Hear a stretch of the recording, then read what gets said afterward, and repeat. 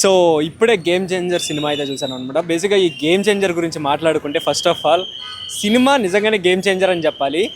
ఎందుకు అంటున్నానంటే శంకర్ గారి డైరెక్షన్ నాకు కనపడలేదు భయ్య. టు బీ ఫ్రాంక్ నాకు కనపడలేదు.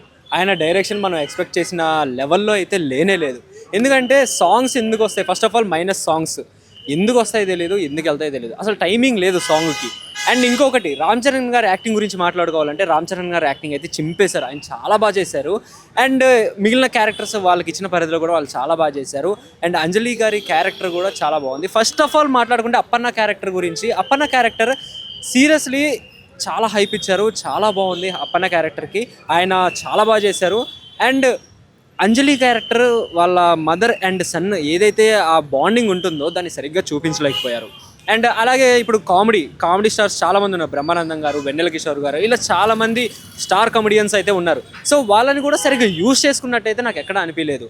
అండ్ ఓవరాల్గా ఈ మూవీ గురించి మనం మాట్లాడుకుంటే ఫస్ట్ హాఫ్ మనకి సోసోగా అనిపించిన, మనకి ఫస్ట్ హాఫ్లో ఇంటర్వెల్ టైంకి ఇచ్చిన హైపు సెకండ్ హాఫ్ వచ్చేటప్పటికి మొత్తం నీరసం అనమాట.